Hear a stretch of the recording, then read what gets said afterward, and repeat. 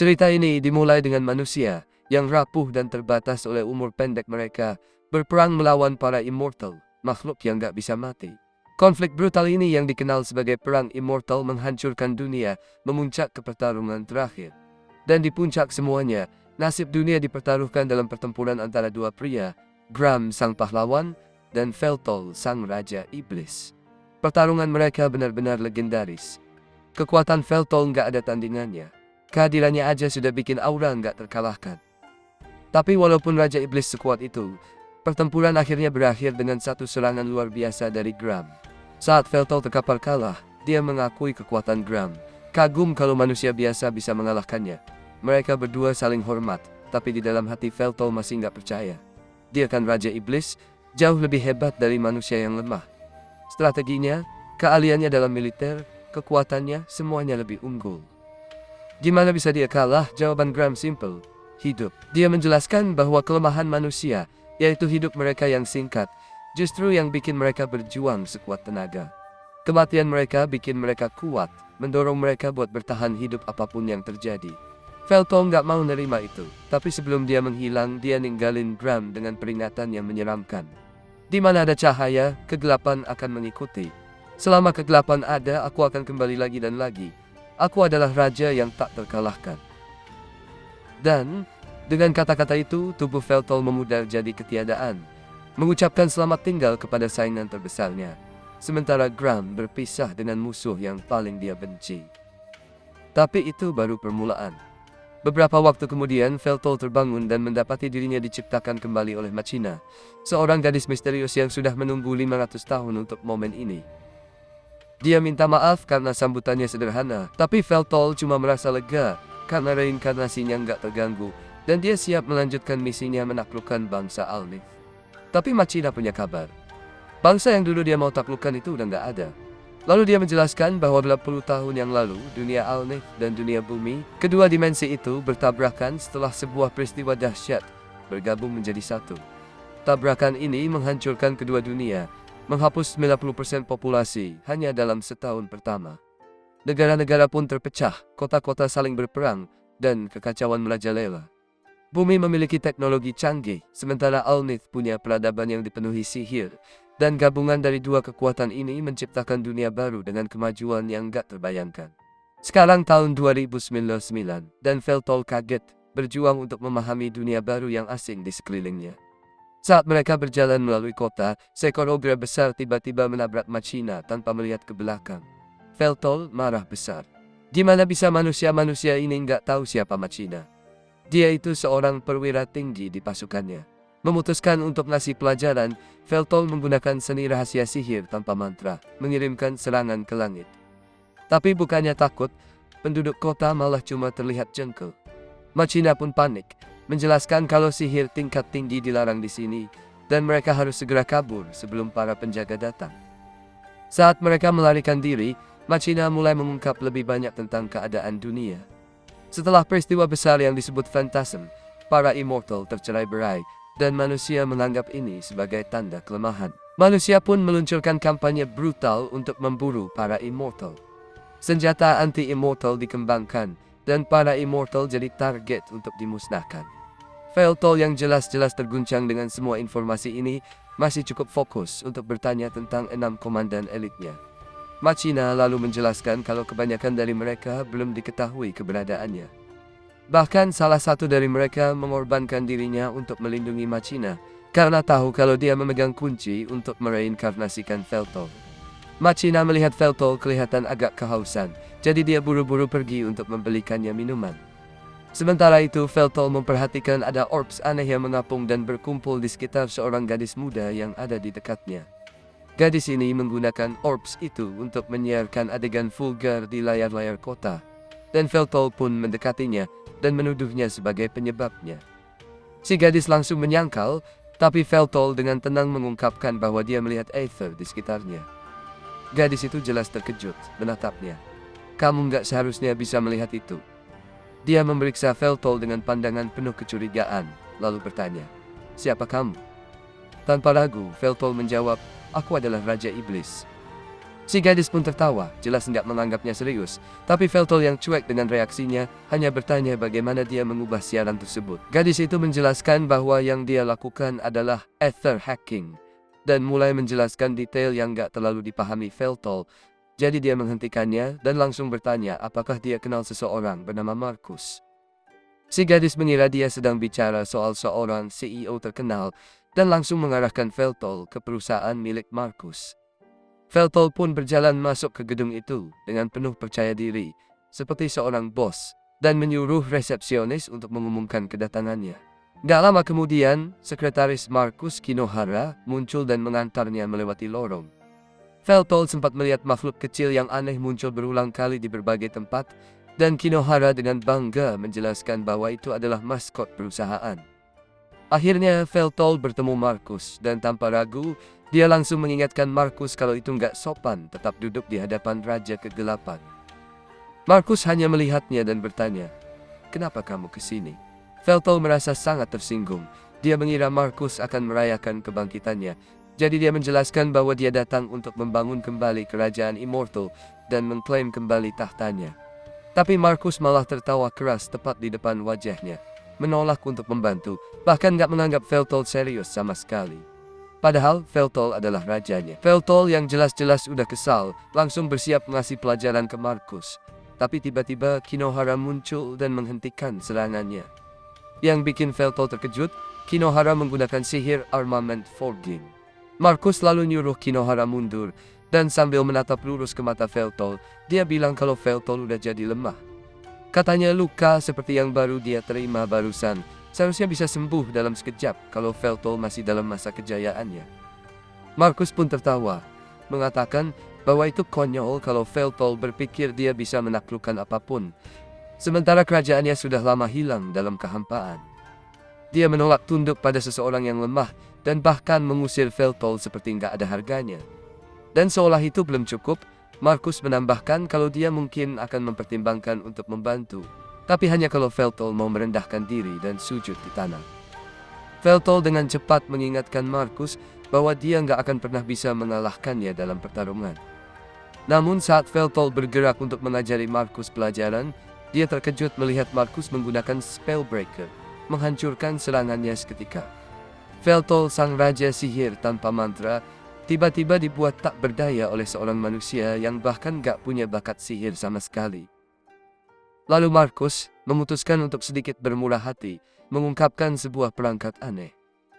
Di belakang lehernya ada sebuah gadget hasil kebijaksanaan umat manusia, alat sihir bernama Familia. Markus menjelaskan bahwa untuk mengaktifkan sihir, biasanya butuh 4 langkah. Tapi dengan implan Familia, 3 langkah itu bisa dilewati. Ini kayak cheat code, memungkinkan siapapun untuk menggunakan sihir hanya dengan memilih dan mengucapkan satu kata. Nggak perlu mantra atau ritual rumit.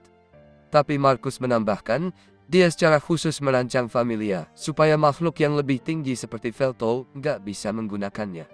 Dia udah memperkirakan Veltol bakal kembali, dan memastikan bahwa apapun yang terjadi, Veltol nggak akan bisa mengambil alih kendali. Veltol mencoba menyerang lagi, tapi Markus dengan mudah menghancurkan sihirnya. Dia menjelaskan bahwa di dunia ini, Familia adalah kebutuhan. Tanpa alat itu seseorang terlalu lambat. Markus melanjutkan, mengungkapkan bahwa sebenarnya dia nggak pernah suka sama Veltol. Memang, dia bersumpah setia pada Veltol, tapi dia merasa Veltol itu tiran, arogan, dan selalu lebih unggul dalam segala hal. Markus capek hidup dalam bayang-bayang Veltol, tapi Veltol bahkan nggak pernah menyadarinya. Dengan penuh kepastian, Markus memutuskan bahwa sudah waktunya Veltol pergi.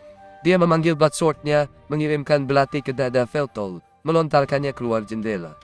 Dan saat Veltol terlempar di udara, Markus menyelesaikan pekerjaannya, meledakkan belati-belati itu dan menyatakan bahwa Raja Iblis akhirnya mati. Sekarang Markus mengklaim dirinya sebagai Raja Iblis yang baru. Sementara itu, ternyata Veltol masih hidup, tapi regenerasinya sangat lambat dan menyakitkan. Dia bertemu dengan beberapa preman di jalan, dan omongan tajamnya malah bikin situasi makin buruk. Machina akhirnya menemukannya dalam keadaan babak belur.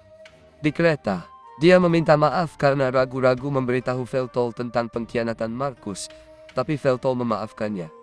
Katanya mengetahui hal itu nggak akan mengubah apapun.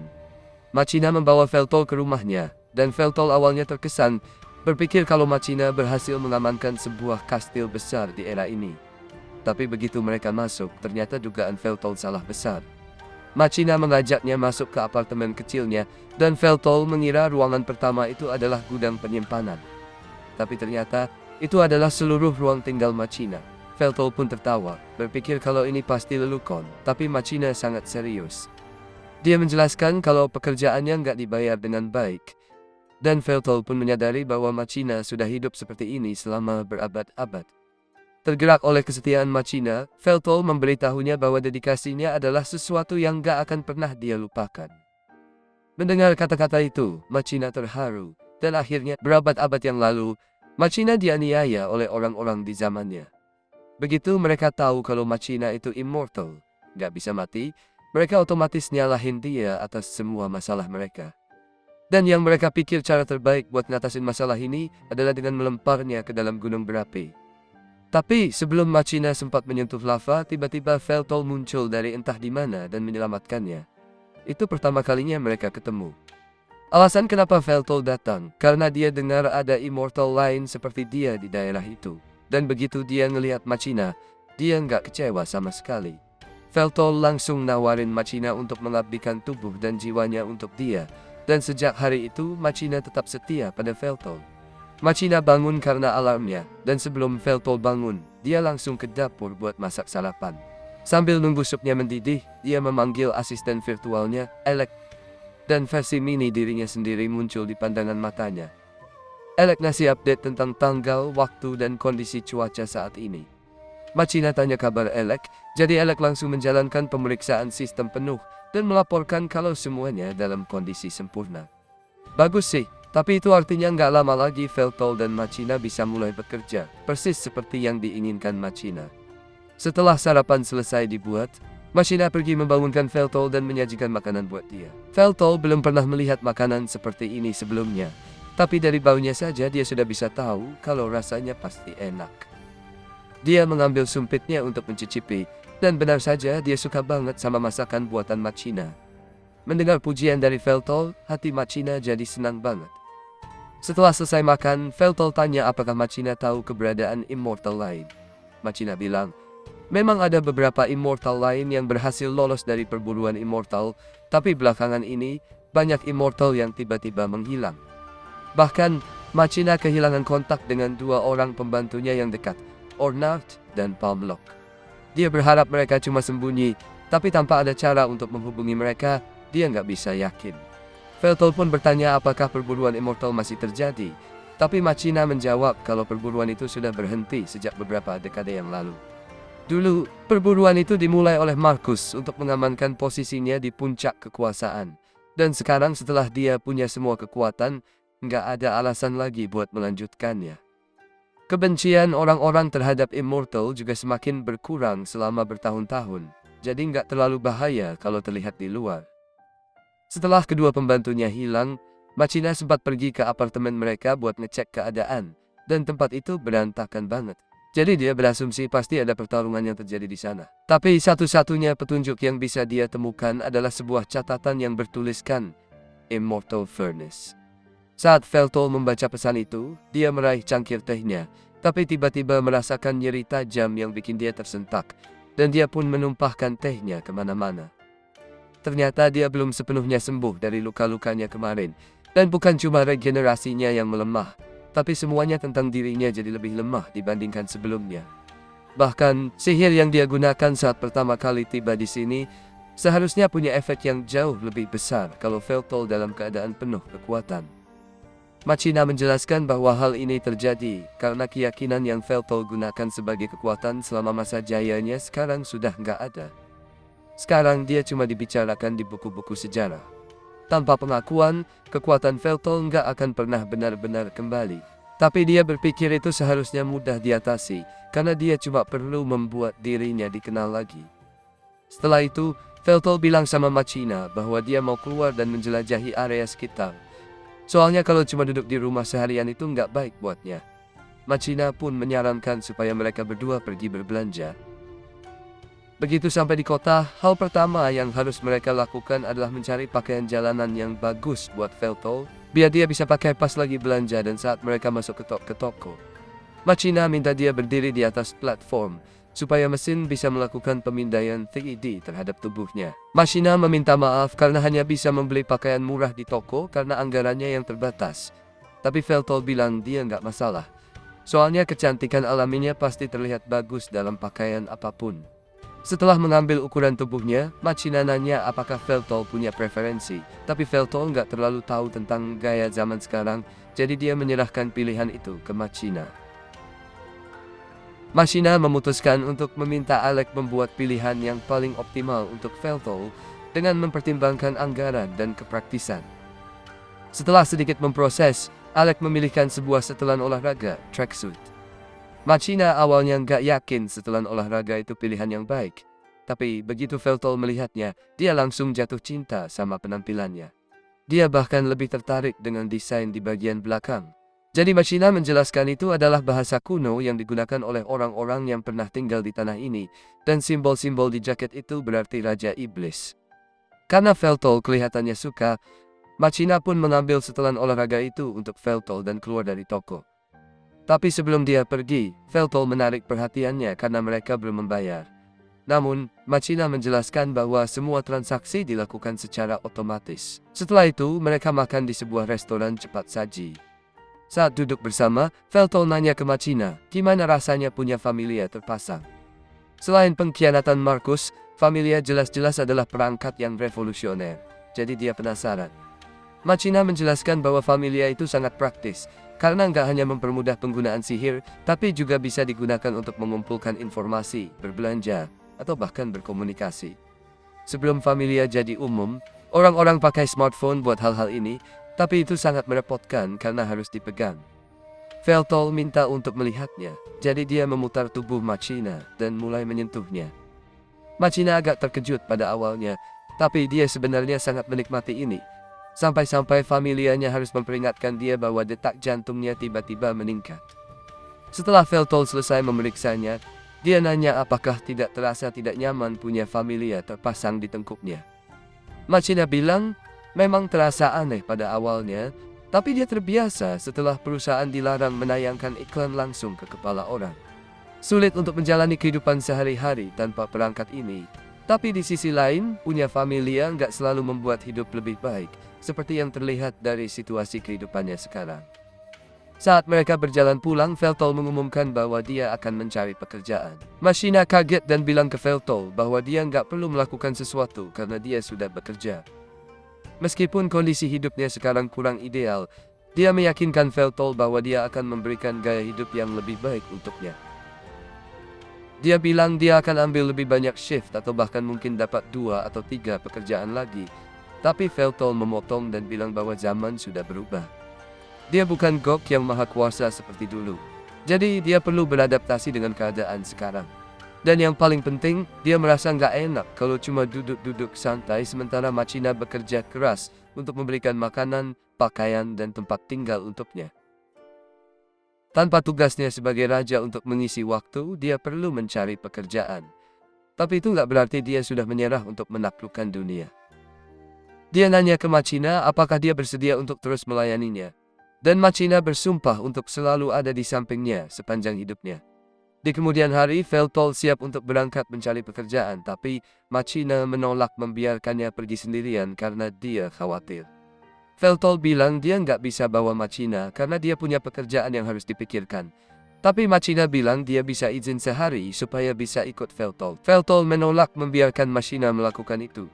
Jadi dia mengingatkan bahwa jika dia gagal mencari pekerjaan, dia harus bergantung pada penghasilan Machina. Jadi dia nggak bisa asal cabut dari kerjaan. Machina akhirnya setuju untuk membiarkannya pergi sendiri.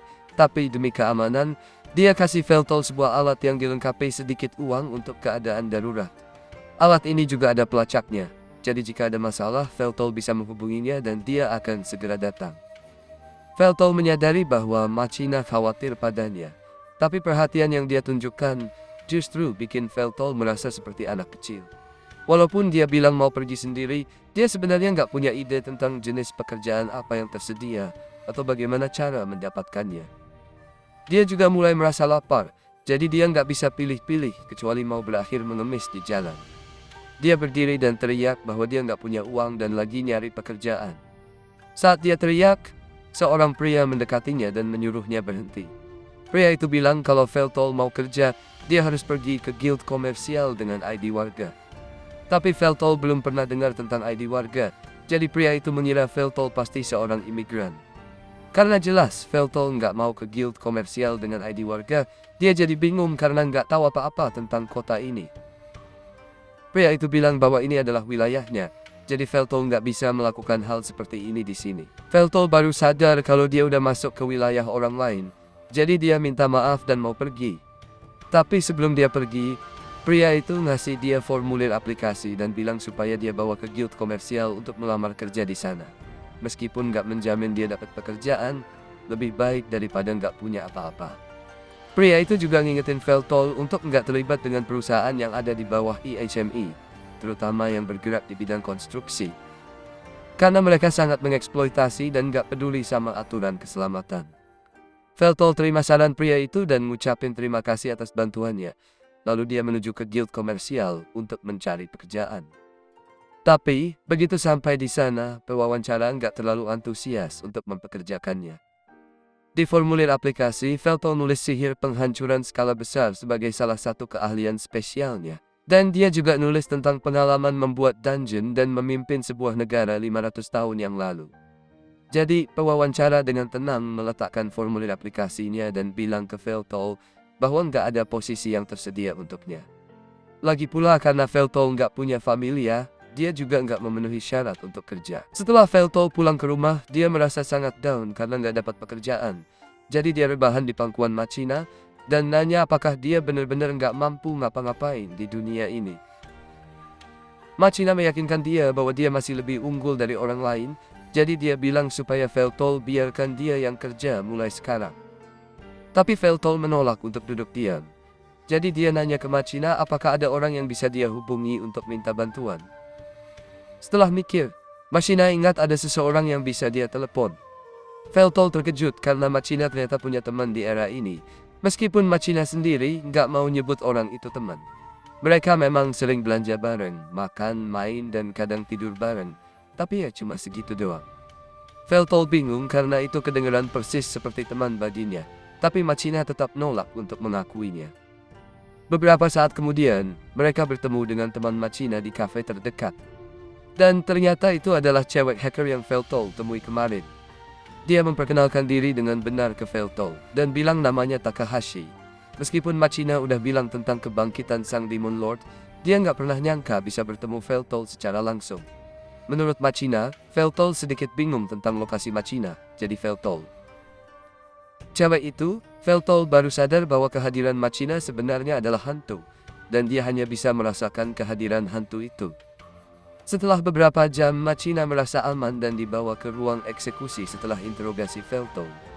Mereka kembali ke Machina. Dia mulai ngetok-ngetok Veltol untuk memastikan dia beneran ada, dan Machina teriak supaya dia jangan kurang ajar. Tapi Veltol bilang gak apa-apa, karena dia yang minta bantuan. Veltol nanya bagaimana Takahashi dan Machina bertemu. Jadi Takahashi mulai menjelaskan bahwa dia ketemu Machina di situs Doujin. Tapi setelah melihat ekspresi Machina, dia sadar sepertinya dia nggak boleh cerita tentang riwayat pencarian Machina. Jadi dia bilang supaya Veltol lupa tentang itu. Pas itu Veltol ngeliat familia di leher Takahashi. Jadi dia menjulurkan tangan untuk memeriksanya, yang bikin Takahashi panik. Tapi dia ngizinin Veltol buat menyelesaikan apa yang dia lakukan. Veltol minta maaf karena membuatnya kaget, tapi dianya kalau familia Takahashi beda dari punya Machina, jadi dia lagi pengen tahu bagaimana cara kerjanya. Takahashi kaget karena Veltol bisa ngelakuin semua itu cuma dengan sentuhan. Jadi Machina jelasin bahwa Veltol punya kemampuan Sage Eye yang bikin dia bisa ngelihat aliran mana untuk ngerti komposisi dari setiap objek yang dia sentuh. Dia punya gambaran umum tentang bagaimana familia bekerja. Tapi masih banyak komponen yang dia belum bisa analisis sepenuhnya. Tapi itu masalah untuk hari lain. Karena alasan mereka ada di sini sekarang adalah untuk nanya apakah Takahashi bisa ngenalin Veltol ke beberapa pekerjaan. Dia nanya kenapa Veltol nggak langsung aja ke guild komersial. Tapi dia udah coba itu, dan ditolak karena nggak punya familia. Dan karena ada vendetta dari seorang CDO tertentu, Feltol nggak bisa pasang Familia. Jadi mereka berharap Takahashi punya ide. Takahashi mikir sejenak, dan Feltol adalah seorang raja iblis berusia 500 tahun yang terlihat muda dengan suara yang keren, wajah yang tampan, dan tanpa Familia. Cuma ada satu pilihan jelas yang tersedia. Jadi diputuskan bahwa Feltol akan jadi seorang streamer. Dia menangis dalam pelukan Feltol. Takahashi ngejelasin kalau streamer itu orang yang posting video diri mereka lagi ngelakuin sesuatu di internet, dan mereka dapat uang dari iklan atau donasi. Dia masih punya peralatan streaming sisa dari dulu, walaupun udah agak ketinggalan zaman, tapi kalau nanti Feltol jadi populer, dia bisa beli peralatan baru buat dirinya sendiri. Machina sih nggak setuju banget sama ide Feltol jadi streamer, soalnya kerjaan ini nggak stabil dan berisiko. Menurutnya, mendingan Feltol cari kerjaan yang pasti-pasti aja, kayak kerja di restoran cepat saji gitu. Tapi Takahashi ngerasa ini bisa jadi peluang bagus buat Feltol. Soalnya Feltol punya suara yang keren, penampilan oke, dan aura yang luar biasa. Jadi semua syarat buat jadi bintang udah dia punya. Setelah Takahashi ngomong gitu, Machina juga nggak bisa bohong kalau Feltol emang menarik. Tapi dia masih ragu apakah ini ide yang bagus. Memang ada beberapa game yang Feltol nggak bisa mainin tanpa Familia. Tapi dia tetap bisa fokus ke game yang masih pakai kontrol fisik. Lagian, kebanyakan orang sekarang nonton streamer bukan karena gamenya lagi, tapi buat lihat si streamernya sendiri. Machina akhirnya nanya Feltol, gimana pendapatnya tentang semua ini? Dan karena emang dia nggak punya banyak pilihan, dia setuju buat nyoba ide dari Takahashi. Jadi gimana nih? Kamu setuju sama idenya Takahashi? Sore itu, Machina lagi mandi, sementara Feltol sibuk cari tahu tentang internet di dunia ini. Dan dia nggak butuh waktu lama buat ngerti cara kerjanya. Internet di sini bikin orang bisa nyebarin informasi lebih cepat dari apapun yang pernah dia lihat sebelumnya. Tapi, gara-gara akses yang segampang itu, orang-orang malah pada nonton video kucing atau ngelakuin hal-hal yang agak nyeleneh di online. Feltol ngerasa kalau dengan ini, dia bakal gampang bikin opini publik jadi berpihak ke dia. Tiba-tiba, Machina selesai mandi dan keluar kamar mandi dalam keadaan telanjang bulat. Begitu sadar apa aja terjadi, dia langsung buru-buru pakai baju lagi dan minta maaf ke Feltol karena udah nggak sopan. Soalnya, dia udah lama banget tinggal sendirian, jadi kebiasaan aja buat dia. Tapi Feltol bilang dia nggak perlu minta maaf, malah dia jujur nganggap badan Machina itu indah. Walaupun dia masih ngerasa badannya sendiri lebih keren. Beberapa jam kemudian, Takahashi datang ke rumah Machina, bawa semua peralatan streaming lamanya buat bantu Feltol pasang semuanya. Begitu udah kelar, Takahashi ngasih controller ke Feltol biar dia bisa nyoba beberapa game. Dia coba jelasin cara pakai kontrolnya, tapi Feltol nggak terlalu dengerin, karena dia lebih fokus buat ngerasain gamenya langsung. Tapi Feltol bilang dia nggak butuh penjelasan, karena dia udah ngerti cara kerjanya. Bagi dia, hal kayak gini jauh lebih gampang dianalisis dibanding Familia. Jadi dia mulai scrolling lewat perpustakaan game, dan akhirnya pilih game Bloody Spillet. Takahashi inget banget banyak orang yang sampai rage quit karena game itu susah banget. Tapi dia yakin banget kalau kemampuan analisis Feltol bakal bikin game ini gampang buat dia. Namun, begitu Feltol mulai main, dia bahkan nggak bisa lewatin bagian intro. Ternyata ini jauh lebih sulit dari yang dia kira. Dan walaupun udah main beberapa jam, dia masih belum banyak kemajuan. Sampai akhirnya Takahashi ngomong belak-belakan, kamu payah banget mainnya. Machina ngerasa Takahashi agak kasar. Tapi Feltol sendiri udah sadar kalau dia emang payah. Dia ngerti cara mainnya, tapi tetap aja susah buat dikuasai. Jadi Machina mulai khawatir kalau Feltol nggak bakal bisa jadi streamer beneran. Sebaliknya, Takahashi justru menganggap ini bisa jadi keuntungan buat citra Feltol di dunia online. Soalnya, satu-satunya hal yang internet lebih suka daripada cowok keren adalah cowok keren yang gagal tapi tetap pede.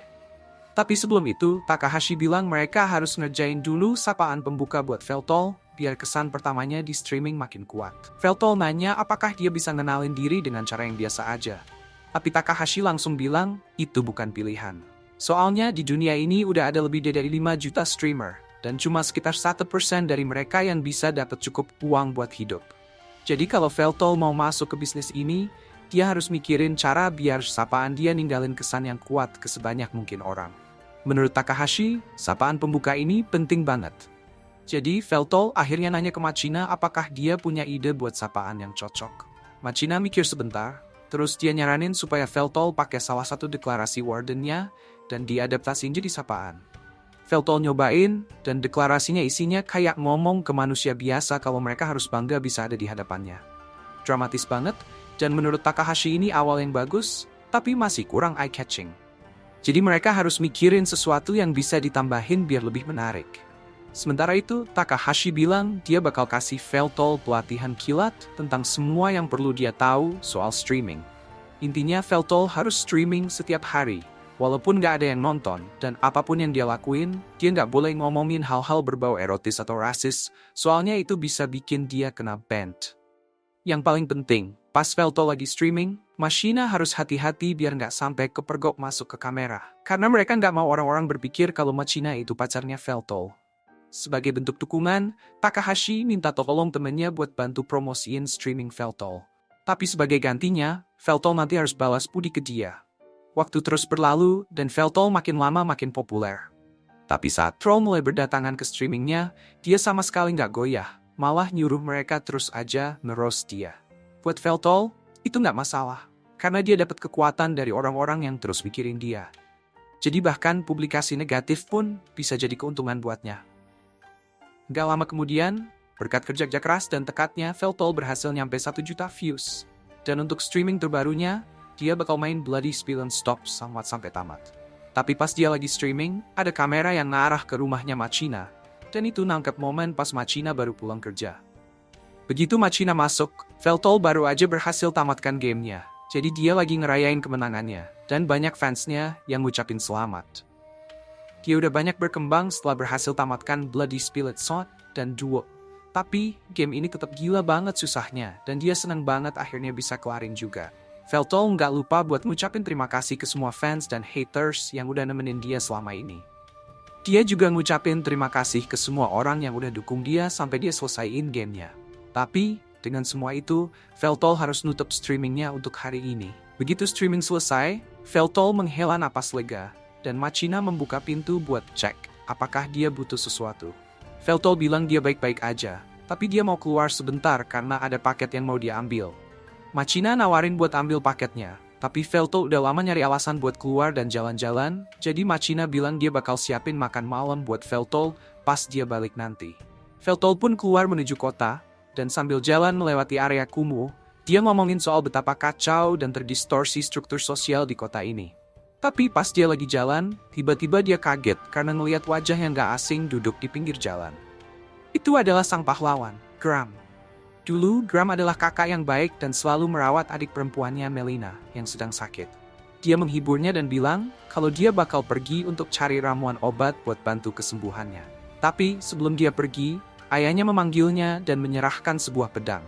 Ayahnya dengar kalau ada monster yang berkeliaran di hutan. Jadi dia minta Gram bawa pedang itu biar bisa melindungi diri kalau ketemu sesuatu yang berbahaya. Ibunya juga khawatir sama keselamatan Gram, jadi dia sempat berdoa kecil buat Gram sebelum dia pergi. Gram pun berterima kasih ke mereka berdua karena sudah perhatian. Hari itu, dia pergi ke hutan dan ngumpulin ramuan herbalnya berjalan lancar. Tapi, pas dia mau pulang, dia ketemu sama pasukan manusia kadal yang dipimpin oleh Zenol, salah satu jenderalnya Veltol. Karena Gram lagi bersembunyi, dia nggak perlu bertarung dengan mereka. Tapi dia penasaran, ngapain mereka ada di tempat terpencil begitu. Betapa terkejutnya dia saat pulang ke rumah, dia nemuin rumahnya bersama seluruh keluarganya udah habis terbakar jadi abu. Dari hari itu, dia bersumpah kalau dia bakal balas dendam sama Veltol. Tapi sekarang, pandangan Gram kosong, dan dia malah duduk di sebelah musuh bebuyutannya. Veltol mulai ngobrol soal kedai udon ini, dan meyakinkan Gram kalau ini salah satu tempat makan paling mantap. Tapi Gram gak banyak komentar soal itu. Veltol terus nyoba buat ngobrol, bilang kalau makanan di dunia ini jauh lebih enak dibanding zaman dulu. Gram setuju, tapi tetap gak banyak yang dia omongin. Akhirnya makanan mereka datang, dan mereka berdua siap buat makan.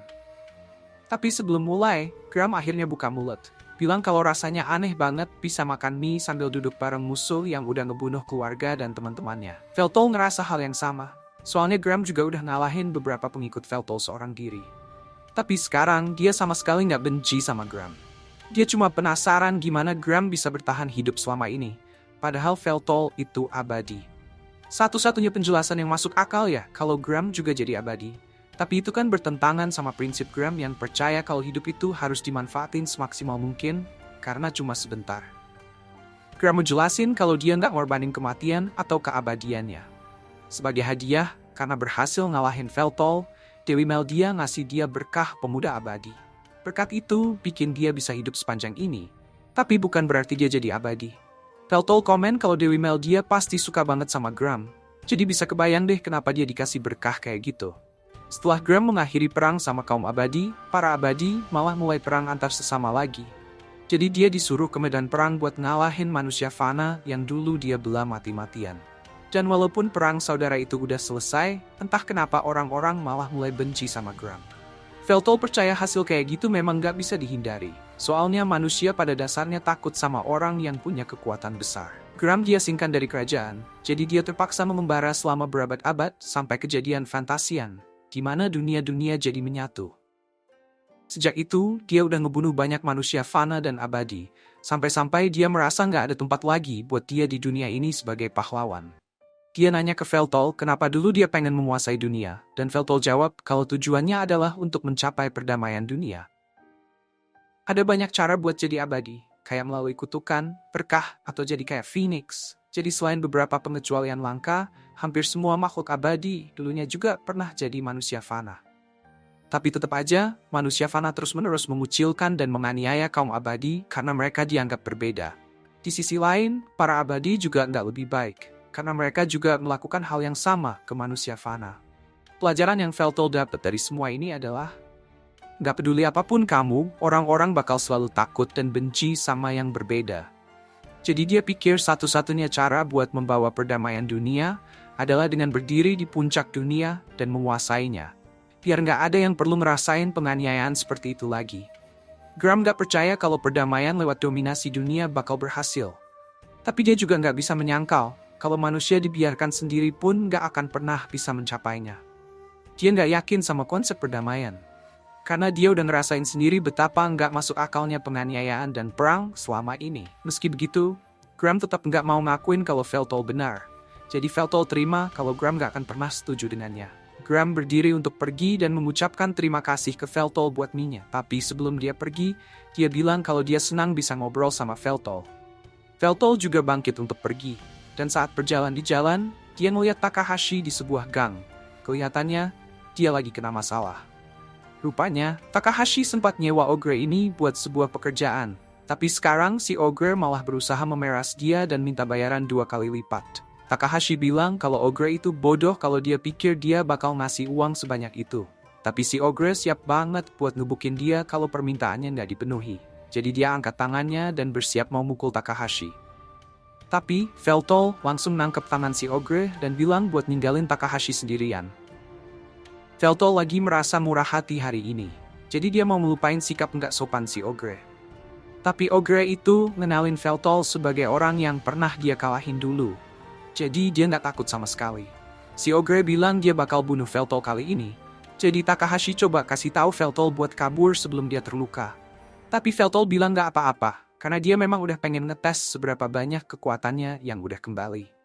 Veltol kelihatan tenang, tapi jelas dia siap buat menghadapi si ogre. Saat ogre itu mencoba memukulnya, Veltol mengulurkan tangannya dan menangkap pukulan itu. Tapi si ogre langsung mengaktifkan sihir angin dan membuat lengan Veltol hancur berkeping-keping. Tapi, dengan kekuatannya yang sebagian sudah kembali, Veltol bisa langsung meregenerasi lengannya dan mendorong si ogre ke tumpukan sampah. Si ogre langsung pingsan, dan Veltol jujur merasa kecewa karena dia berharap bisa dapat perlawanan yang lebih seru. Takahashi mendekatinya dan nanya apakah dia baik-baik saja, dan Veltol bilang dia baik-baik saja.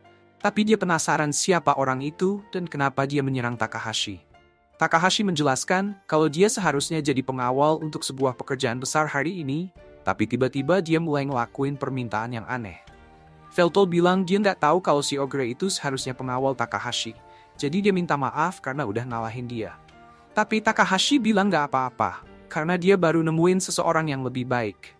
Dia minta Veltol jadi pengawalnya untuk hari itu, dan dia bahkan nawarin buat bayar juga. Karena dia merasa berutang budi sama Takahashi, Veltol setuju. Takahashi mengarahkannya ke lokasi dan bilang dia mau mencuri sesuatu dari gudang ini, jadi dia butuh Veltol untuk bikin gangguan sementara dia ambil barangnya. Veltol bilang dia paham tujuannya, tapi sebelum Takahashi bisa kasih instruksi lebih lanjut, Dia udah berdiri dan, meskipun Takahashi berusaha menghentikannya, dia udah menendang pintu operasi besar Yakuza. Veltol sebenarnya nggak terlalu paham apa yang harus dia lakuin di sini. Jadi dia nanya ke Takahashi lewat komunikasi apakah kubus di atas meja itu targetnya. Takahashi bilang iya, tapi dia juga bingung gimana caranya Veltol bisa komunikasi dengannya. Soalnya Veltol nggak punya familia. Veltol langsung jawab dengan bangga kalau dia cuma meniru ether komunikasi yang diproduksi sama familia supaya bisa mengaktifkan fitur itu dengan sihir. Nah, karena musuh di sini nggak banyak-banyak amat, Veltol bilang dia bakal kalahin mereka dan ambil kubus itu buat Takahashi. Tapi sebelum Veltol mulai, Takahashi ngingetin biar nggak sampai ada yang terbunuh. Veltol setuju buat nahan diri, dan sebelum pertarungan dimulai, dia memperkenalkan diri pakai salam khas dari streamnya. Tapi masalahnya, nggak ada anggota Yakuza yang pernah nonton streamnya, jadi malah bikin suasananya canggung banget. Kalau masih ada yang belum kenal dia, berarti Veltol harus usaha lebih keras lagi biar namanya makin dikenal. Tapi untuk sekarang, kekuatan dari 1 juta subscribernya udah lebih dari cukup buat ngalahin orang-orang ini. Para Yakuza masih bingung melihat dia, mereka kira Veltol cuma orang gila. Jadi salah satu dari mereka langsung ngeluarin senjata sihir dan mulai nembakin Veltol. Tapi, Veltol nggak gentar sama sekali, dan langsung pakai sihir penguat di tubuhnya, biar bisa memantulkan peluru-peluru yang ditembakkan. Begitu anggota Yakuza itu kehabisan peluru, Veltol langsung ambil kesempatan buat menyerang dan menjatuhkan para anggota Yakuza satu persatu dengan gampang. Anggota Yakuza yang pegang senjata sihir tadi, akhirnya ganti senjata ke pistol biasa, karena lebih cepat daripada isi ulang. Tapi pas mau nembak lagi, Takahashi langsung masuk ke penglihatannya dan menampilkan ilusi yang bikin anggota Yakuza itu salah sasaran dan malah nembak temannya sendiri. Setelah itu, Veltol langsung menjatuhkan orang terakhir. Dan begitu mereka semua pingsan, misinya bisa dibilang udah selesai. Veltol mendekat ke salah satu anggota Yakuza dan mulai memeriksa pistol mereka yang ternyata pakai semacam kartu sebagai amunisi. Takahashi kagum melihat betapa gampangnya Veltol ngalahin mereka. Tapi dia juga ngingetin kalau mereka harus segera ambil kotaknya dan pergi sebelum masalah makin besar. Dia bilang kalau dia bakal nyusul Veltol. Tapi Veltol nyuruh dia tetap di tempat karena kelihatannya ada masalah baru yang datang. Apapun itu, makhluk ini langsung menyerang Veltol dengan tubuh yang tertutup semacam jubah tak terlihat. Biar seimbang, Veltol pakai senjata sihir yang tadi buat menembak jubah itu dan akhirnya kelihatanlah sebuah mecha suit raksasa. Takahashi langsung mengenali itu sebagai Magi Gear generasi keempat. Dan dia yakin banget kalau ini nggak mungkin milik Yakuza. Soalnya alat ini mahal banget untuk mereka miliki. Ini pertama kalinya Veltol lihat mecha kayak gini. Dan dia jadi semangat buat uji kekuatannya lawan si raksasa teknologi itu. Jadi, dia mulai menembakkan senjata sihirnya ke arah mecha. Seperti dugaan, senjata sihirnya nggak ngasih pengaruh apa-apa ke mecha itu. Tapi lawannya malah ikut-ikutan dan ngeluarin senjata sihir yang jauh lebih kuat dari punya Veltol. Lawan itu mencoba nembak Veltol, tapi Veltol gerak terlalu cepat dan berhasil nyelinap ke titik buta di atas mecha itu. Begitu lawannya berhasil melock posisinya lagi, Veltol udah ada di posisi strategis dan langsung meluncurkan serangan kuat tepat ke mecha itu. Kalau Veltol pakai kekuatan penuhnya, dia mungkin bisa ngancurin mecha itu dalam sekali serang. Tapi dengan kekuatan yang dipakai sekarang, serangan Veltol memang kuat. Tapi, Veltol tahu serangannya tadi belum cukup kuat buat ngalahin mecha itu. Tapi bukan berarti dia nggak bisa menang. Kalau serangan jarak jauh nggak mempan, berarti waktunya buat bertarung jarak dekat. Veltol langsung manggil pedang besar. Mecha itu ternyata juga nggak mau kalah dan langsung mengubah senjatanya jadi pedang juga. Keduanya langsung saling serang, adu kekuatan dalam pertarungan epik yang penuh efek animasi keren. Veltol benar-benar menikmati pertarungan ini. Setelah pertarungan berlangsung cukup lama, mecha itu mulai serius, dan sebelum Veltol sadar apa yang terjadi, tiba-tiba lengannya terpotong, bahkan kepalanya ikut terpenggal. Dengan Veltol kelihatan seperti sudah tewas, si pilot mecha langsung melapor kalau targetnya sudah berhasil dieliminasi. Tapi nggak lama kemudian, dia kaget setengah mati, karena kepala Veltol yang sudah terpenggal tiba-tiba ngomong lagi. Veltol memuji pilot itu karena cukup hebat buat mengalahkan Raja Iblis. Tapi dia bilang, pilot itu masih kurang pengalaman karena nggak melakukan double, alias memastikan musuh benar-benar mati. Sebagai penghargaan atas pertarungan hebat ini, Veltol bilang dia akan memberikan kehormatan bagi pilot mecha itu, untuk menyaksikan senjata terkuat miliknya. Aura yang sangat mengintimidasi mulai muncul saat Veltol memanggil pedang legendarisnya, Vernal. Pilot mecha itu sampai tertegun, gak bisa bergerak karena saking kaget dan takutnya. Veltol belum pernah lawan orang yang sekuat ini sebelumnya. Tapi kali ini lawannya benar-benar gak bisa berkutik. Satu persatu, Veltol memotong bagian tubuh mecha itu sampai akhirnya jatuh ke tanah dengan hanya satu kaki tersisa. Veltol sengaja menghindari organ vital biar pilotnya masih hidup, karena dia punya rencana buat menginterogasi. Tapi sebelum Veltol sempat nanya apa-apa, pilot di dalam mesh itu mengirim laporan terakhir ke markas, bilang kalau dia gagal mengeliminasi target dan juga gagal mengambil objek yang dicari. Setelah itu, dia bilang akan menjalankan kode Laplapu Simanpulu. Kalau kamu penasaran, kode Laplapu Simanpulu ini berarti ada pistol yang terpasang di helm mecha itu. Sengaja dipasang buat mencegah pilotnya dari interogasi. Selesai sudah urusannya. Takahashi keluar dari tempat persembunyiannya, lega melihat Veltol masih selamat. Meski begitu, dia ngaku kalau melihat kepala Veltol terpenggal tadi, benar-benar bikin merinding. Tapi Veltol santai aja, dia bahkan gak anggap itu masalah besar. Yang bikin dia lebih kaget justru kenyataan kalau ternyata ada senjata di zaman ini yang bisa memperkuat seseorang sampai ke level yang segitu kuat. Dia bilang, zaman ini memang benar-benar menakutkan. Takahashi justru berpikir kalau yang menakutkan itu adalah Veltol sendiri.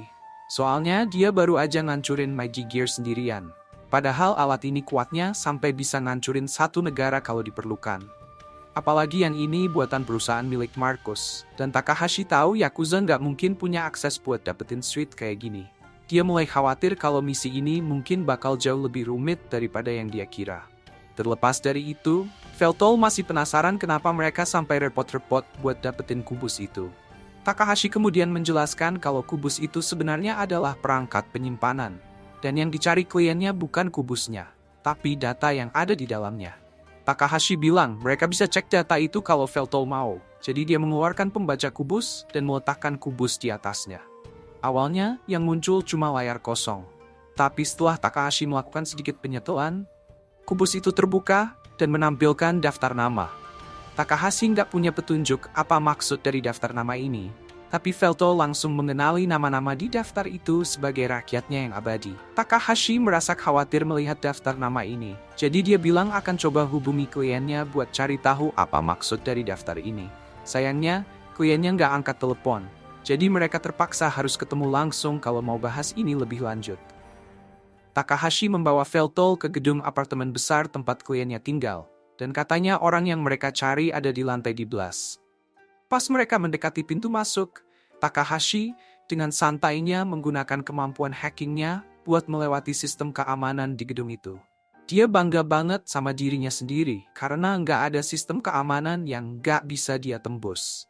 Begitu mereka masuk dan menuju lift, Takahashi siap buat menekan tombol lift. Tapi tiba-tiba Veltol menghentikannya dan bilang dia mau yang menekan tombol itu sendiri. Takahashi sih nggak masalah ngasih kesempatan buat Veltol, tapi dia penasaran kenapa Veltol mau banget menekan tombolnya.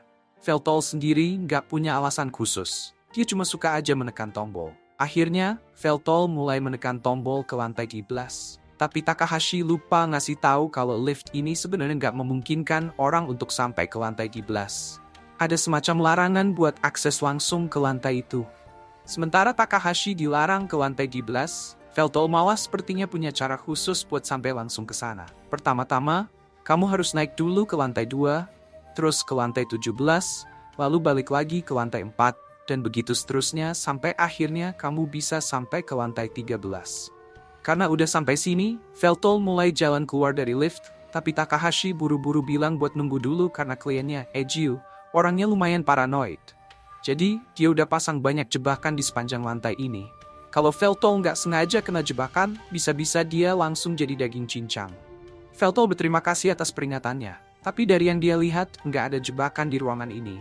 Lebih tepatnya lagi, semua jebakan fisik dan sihir di tempat ini udah dinonaktifkan. Takahashi kaget, kok Veltol bisa tahu dengan gampang? Tapi ya wajar aja, soalnya sebagai Raja Iblis, salah satu tugasnya dulu adalah membangun dan menjaga dungeon. Jadi baca-baca pola jebakan tuh gampang banget buat dia. Mereka pun terus jalan sampai akhirnya sampai di depan pintu rumah Eiju, dan Takahashi pun pencet belnya. Aneh banget, kali ini Eiju nggak keluar buat nyautin mereka. Takahashi masih bisa ngerti kalau Eju nggak angkat telepon. Tapi biasanya dia selalu buka pintu kalau ada yang datang. Setelah diperiksa lebih lanjut, Feltol sadar kalau pintunya bahkan nggak terkunci dari awal. Hal ini langsung bikin Takahashi curiga, karena Eju nggak mungkin ceroboh sampai ninggalin pintu rumahnya kebuka gitu aja. Feltol pun nyaranin supaya mereka hati-hati masuk ke dalam, karena nggak ada yang tahu apa yang bakal mereka temuin di sana. Takahashi pun maju duluan dan langsung menuju ruang kerja Eju. Di sana, dia ngeliat Eju duduk di kursinya, tapi pas dia mendekat, dia kaget banget karena Eju udah penuh darah dan kelihatan gak bernyawa sama sekali. Takahashi sempat panik, tapi Feltol langsung nenangin dia dan mulai memeriksa tubuh Eju. Feltol merasa pernah lihat wajah orang ini sebelumnya, walaupun waktu itu orangnya kelihatan berantakan dan pakai baju kayak gembel. Takahashi langsung bilang itu emang kebiasaan Eju kalau lagi keluar nyari informasi, suka nyamar jadi gelandangan. Di tubuh Eju ada luka tusuk yang kelihatan jelas di dada dan lehernya. Dan dari keadaan darahnya, Feltol menduga kalau Eju baru dibunuh beberapa hari yang lalu. Mengingat gaya hidup Eju yang sering bikin musuh, pembunuhan ini kelihatannya terlalu rapi buat sekadar aksi balas dendam. Rasanya lebih kayak pekerjaan pembunuh bayaran yang profesional ketimbang serangan acak yang marah-marah. Dan yang paling aneh, ternyata Feltol dulu pernah dipekerjakan buat mengurus Eju. Tapi waktu itu dia nggak tahu sama sekali siapa targetnya. Apalagi si pembunuh juga sampai repot-repot menghancurkan familia milik Eju. Pasti ada yang berusaha nutup-nutupin informasi penting yang Eju punya. Mungkin ini ada hubungannya sama pekerjaan yang Eju kasih ke Takahashi.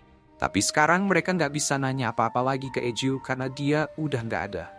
Takahashi sempat berpikir sejenak dan mulai nyari di sekitar ruang kerja Eju. Sebagai broker informasi yang udah berpengalaman, pasti Eju punya penyimpanan offline di sekitar sini buat jaga-jaga keamanan data. Setelah ngubek-ngubek sebentar, Takahashi nemuin laptop di laci meja tersembunyi.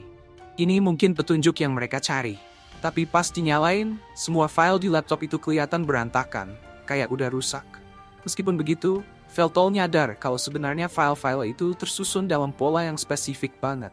Berkat petunjuk dari Feltol, Takahashi akhirnya bisa nyusun ulang file-file itu sampai dia nemuin sebuah video. Eju bikin video ini seandainya dia dibunuh sebelum bisa menyelesaikan penyelidikannya. Dia nggak tahu siapa yang bakal nonton, tapi dia pengen pastiin kalau setidaknya satu orang tahu kebenarannya. Karena kemakmuran kota ini dibangun di atas kejahatan yang mengerikan. Semua kekuatan di kota ini bergantung pada reaktor Aether yang ada di tengah kota. Tapi, dengan ukuran kota yang super besar, reaktor ini butuh minimal 10 jalur lay untuk bisa menarik energi yang cukup buat memenuhi kebutuhan energi kota. Sayangnya, di daerah ini cuma ada 2 jalur lay, tapi reaktor itu sepertinya nggak pernah kehabisan energi. Ini jelas banget kalau reaktor itu menarik energi dari sumber lain. Sumber energi kedua ini disebut proyek Furnace Abadi. Intinya, furnace ini membakar jiwa-jiwa para abadi kayak kayu bakar dan mengubah energi yang dihasilkan jadi ether untuk kota. Dan karena para abadi adalah makhluk tingkat tinggi, satu jiwa abadi bisa menghasilkan banyak energi, jauh lebih banyak daripada jiwa ribuan makhluk fana yang bisa dihasilkan. Data yang ditemukan Eju menunjukkan bahwa perusahaan Markus mempekerjakan orang-orang tunawisma yang putus asa sebagai pekerja konstruksi untuk furnace abadi itu. Tapi, begitu konstruksinya selesai, semua kerja tiba-tiba menghilang. Eju percaya bahwa mereka semua dibunuh supaya bisa dipakai buat memberi makan furnace juga. Salah satu abadi pertama yang dijadikan bahan bakar furnace adalah salah satu bawahan dekat Feltol, Zenol, dan ini bikin Feltol sangat marah. Seluruh pemburuan abadi ini adalah rencana licik dari Markus untuk memutarbalikkan dunia melawan para abadi, supaya orang-orang bisa menerima eksekusi mereka dan dia bisa membakar jiwa-jiwa abadi di furnace. Meski begitu, publik nggak pernah diberitahu tentang cara dia membunuh mereka. Baru-baru ini, Markus menjalin kesepakatan untuk membeli informasi tentang beberapa abadi dari Yakuza, yang berarti dia mungkin kehabisan jiwa abadi untuk dibakar. Jadi nyari korban baru. Kalau furnace ini kehabisan bahan bakar abadi, maka jantung kota ini bakal berhenti ada seperti yang dikenal orang-orang. Tapi meskipun begitu, Eju merasa sangat salah bahwa para abadi yang tidak bersalah dikorbankan untuk memberi daya pada kota. Setelah video itu berakhir, Takahashi marah besar setelah mengetahui bahwa abadi diperlakukan seburuk itu. Tetapi tidak ada banyak yang bisa dia lakukan. karena bahkan jika dia mencoba untuk mempublikasikan informasi ini, kemungkinan besar dia akan berakhir mati seperti Eju di sini. Veltol memberitahu dia bahwa ini adalah masalah para abadi. Dan sebagai raja para abadi, adalah tanggung jawabnya untuk melakukan sesuatu tentang ini. Jadi dia tidak perlu membebani dirinya sendiri dengan hal ini. Untuk saat ini, mereka memutuskan untuk memberitahu pejabat kota tentang kematian Eju, agar dia bisa mendapatkan pemakaman yang layak. Saat mereka pergi, Veltol mencoba menghubungi Machina supaya bisa memberitahu dia tentang furnace abadi ini. Tapi yang mengejutkan, dia tidak menjawab panggilan Veltol. Ada sesuatu yang pasti terjadi padanya.